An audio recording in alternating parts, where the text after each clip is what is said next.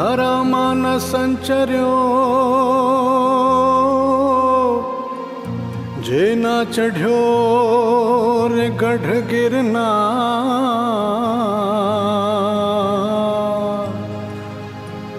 હે નાનાયો દામો કે રેવતી એનો એણે ગયો અવતાર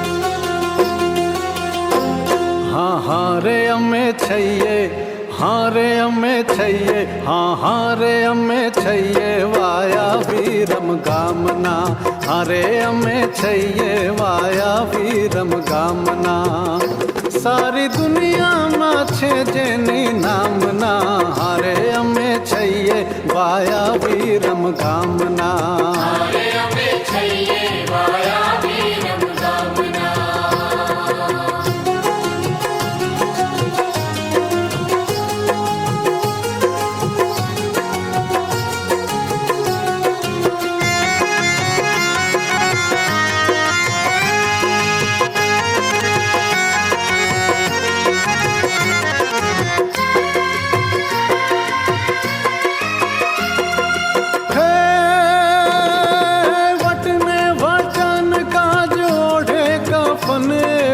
નરબંકાઓની આભો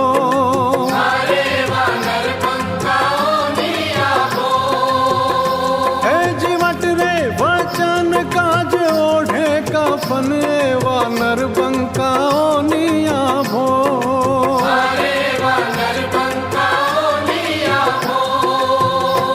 જ્યાં માથા પડે તોય ધડ રે લડેવી ધીંગી ધરાના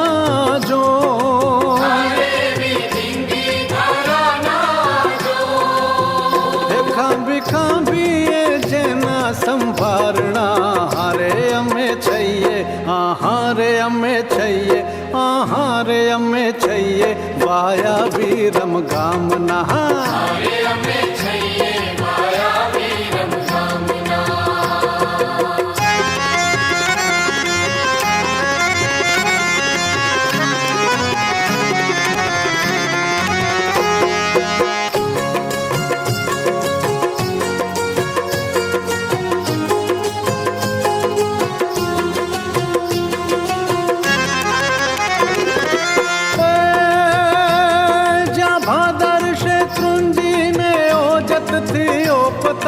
સોરઠની ધરતી ના ધા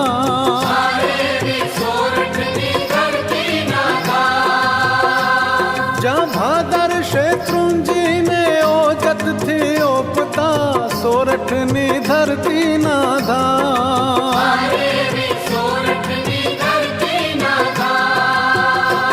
જ્યાં ગરવા ગિરનાર કેરા પાણે પાણે દીપે રાને રાણક કેરાના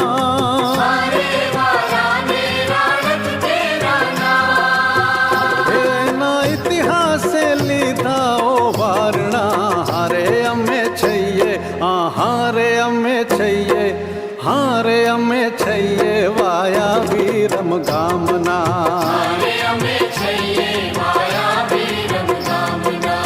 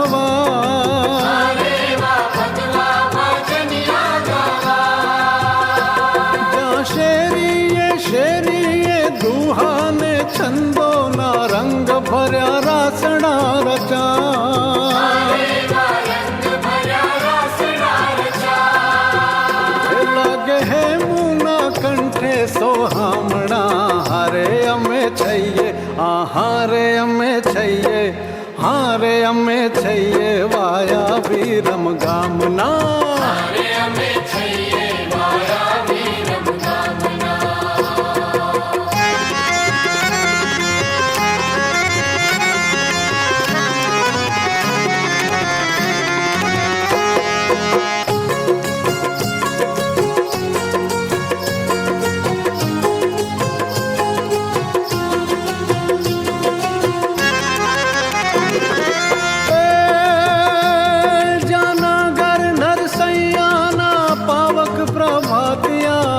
ઘંટીના શોરે ગાવા, ઘંટીના શોરે ગાવા. હે જીનાગર નરસૈયાના પાવક પ્રભાતિયા ઘંટીના શોરે ગાવા, ઘંટીના શોરે ગાવા. જ્યાં કાગને મેઘાણીની સુર શબ્દ સરવાણી લોકોના હૈયે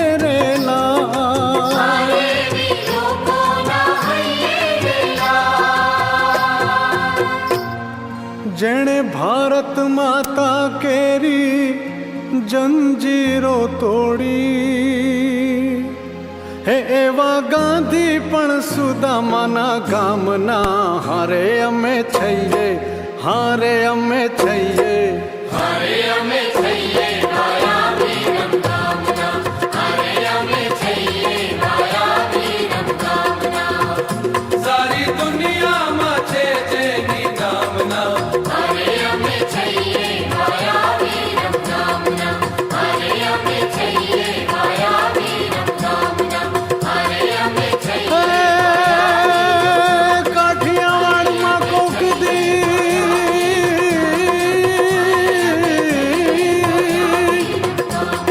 અને તું ભૂલો પડજો ભગવાન, હે તું કોક દી મારો થાજે મહેમાન,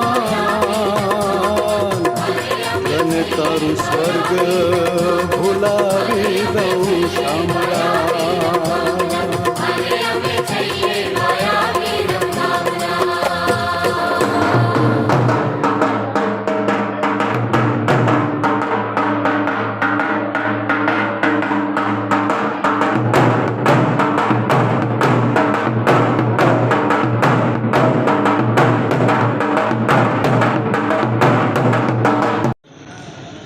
નમસ્કાર સૌને.